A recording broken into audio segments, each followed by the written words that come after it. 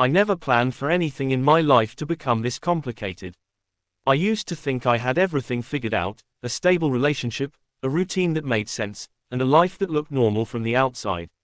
But inside, I felt hollow, like I was moving through my days on autopilot. My partner and I had been together for years, but somewhere in that long stretch of time, something between us quietly faded. We still lived together, still shared the same space, but the connection, the spark, the warmth, the feeling of being truly seen, had disappeared so silently that neither of us noticed until it was already gone. I told myself it was fine, that every long-term relationship eventually loses its fire. But deep down, I knew I was starving for something more real. During that confusing period, my African friend entered my life in a way I didn't expect. He and I met through a mutual acquaintance, and from the very first conversation, something about him felt different. He had a calm presence, the kind that made you feel safe without trying. He listened more than he spoke, and whenever he looked at me, it felt like he actually heard the things I wasn't saying. We became close slowly, almost accidentally. We talked often, shared inside jokes, and there were moments, tiny, fleeting moments, when he would smile at me, and I would feel something warm in my chest I didn't know how to name. I kept telling myself he was just a friend, nothing more. But the truth was that I felt seen around him in a way I hadn't felt in years. He remembered little things about me, like what made me anxious or what made me laugh. He noticed when I was tired or stressed, when something was bothering me, and he asked about it gently, patiently. I tried to push the feeling away, to bury it, because letting it grow felt wrong. But feelings don't obey rules, and mine definitely didn't. One evening, completely out of the blue, he messaged me and asked if I could come over to his house. He said he wanted to talk about something important. My heart reacted before my mind did. I stared at the message longer than necessary, wondering if accepting the invitation meant crossing a line. I wasn't cheating, I told myself, I was just going to see a friend. But even as I typed, "I'll come," I felt the guilt, soft but real, forming in the back of my mind. When I arrived at his house later that night, the air felt heavier than usual, like something was waiting for me inside. He opened the door wearing that same warm smile that somehow always put me at ease. The place smelled faintly of spices and something sweet, as if he had been cooking earlier. His home felt lived in and comfortable, filled with quiet music, dim lighting, and a softness that made everything feel more intimate than I expected. We sat down together, talking about our day, about random things, like we always did. At first, everything felt normal, but the longer we talked, the more I noticed the silence between our sentences, the lingering glances, the unspoken things hanging in the air. It felt like the room itself knew something I didn't yet understand. He was sitting close, close enough that I could feel his warmth, and suddenly, everything felt different. I kept wondering why he had asked me to come, what he really wanted to talk about. He seemed nervous in a way I had never seen before. He fiddled with his fingers, took slow breaths, and looked at me as if searching for courage. I asked him if he was okay, and he smiled softly, almost sadly, like he had been carrying something heavy for a long time. The room felt smaller, quieter, as if the world had slowed down just for that moment. I sensed something was coming, something that might change everything, something I wasn't sure I was ready to hear. And then, just as I opened my mouth to ask him again what was wrong, he looked directly into my eyes and said my name with a seriousness that made my heart pause mid-beat. The air shifted, and I knew the real reason he invited me over was finally about to come out. When he said my name, something in his voice made my chest tighten. It wasn't loud or dramatic, it was soft, almost trembling, as if he was afraid of the words he was about to say. I leaned forward slightly, waiting, unsure whether I wanted the truth or was terrified of it. He took a slow breath and looked down at his hands before finally speaking. "I invited you because I can't keep pretending anymore," he said quietly. For a moment, I didn't understand. His fingers tightened around each other, and he avoided my eyes. Then he continued, even softer, "I have feelings for you."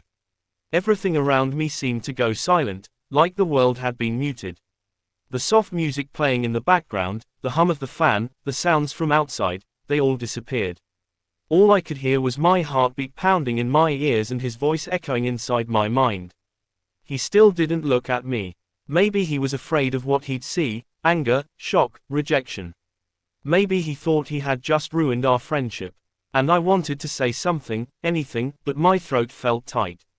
I had imagined this moment in flashes before, in those small accidental daydreams I tried to push away, but now that it was happening, I felt unmoored, overwhelmed by the sudden honesty of it.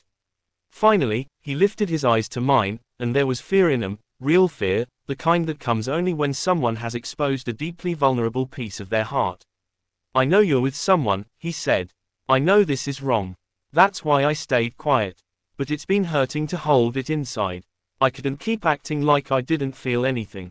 The guilt hit me hard, not because of him, but because a part of me felt relieved. I felt seen, understood, wanted. It was a dangerous warmth spreading through my chest, one that I tried to hold back, but it was impossible to ignore. I swallowed, searching for the right words, but everything I thought of sounded either too cruel or too honest. I don't know what to say," I whispered. "You don't have to say anything," he replied. "I just needed you to know the truth. I wasn't expecting anything from you. I just couldn't lie anymore." He stood up as if to give me space, walking a few steps away, his back tense. I watched him, realizing how much courage it must have taken for him to confess something so risky. He had always been calm, steady, the person who never wavered, but tonight, he looked shaken, vulnerable in a way I'd never seen. I stood up too, unsure why. Maybe I didn't want there to be distance between us. Maybe I didn't want him to feel alone after saying something so heavy.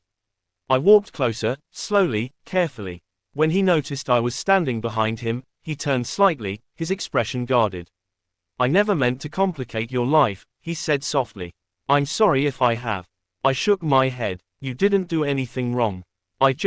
I've been confused for a long time." I hesitated before adding quietly, more confused than I wanted to admit. He looked at me, really looked, as if trying to understand whether he had heard me right. My chest felt tight as the emotions I'd been avoiding began rising to the surface: loneliness, longing, fear, desire, all tangled in one impossible knot. "You mean you feel something too?" he asked, barely above a whisper. I didn't respond with words. Instead, something instinctive took over. I stepped closer, close enough to feel the warmth of his body, close enough that the space between us felt charged. His breath caught, and for a moment, we just stood there, neither of us moving, both of us waiting for the other to break the silence. I didn't touch him, not yet, but the air between us shifted. It felt like standing on the edge of something forbidden yet undeniably real. He slowly reached out, hesitating, and placed his hand gently on my arm. It was a small gesture, nothing dramatic, but it sent a wave of emotion through me I wasn't prepared for. I closed my eyes for a moment, letting myself acknowledge the truth I had been denying for far too long. When I opened them, he was watching me with a softness that broke something open inside me. I didn't know what would happen next or how much damage this moment might cause, but in that quiet room, with his hand resting on my skin and our hearts beating faster than they should, I knew one thing with painful clarity. A line had been crossed, and there was no turning back now. The moment his hand touched my arm, the world seemed to slow down around us. It wasn't a bold gesture, it wasn't anything dramatic, it was gentle, almost hesitant, but it carried a meaning that neither of us could pretend to ignore anymore. I felt my breath catch, and for a long moment, neither of us spoke. We just stood there, two people who had crossed a boundary without meaning to, now facing the weight of what that meant. I finally stepped back, needing space to breathe, needing my thoughts to catch up to the emotions flooding through me. He let his hand fall away immediately, as if he didn't want to push me further than I was ready to go. His eyes followed me, worried and soft, full of questions he was too afraid to ask. I held onto the back of the chair for support, because my legs felt unsteady, and my heart felt heavier than ever. "I don't know what I'm doing," I admitted quietly. "I don't even know who I've been pretending to be all this time." He nodded slowly, as if he understood every word. "You don't have to decide anything right now," he said. "I'm not asking for anything from you. I just want you to be honest with yourself. That's all." His kindness made the guilt sharper. I thought about my partner waiting at home, thinking everything was normal, unaware of the emotional mess inside me. I thought about how long I had been drifting through that relationship, holding on to a version of us that no longer existed. It wasn't fair to them.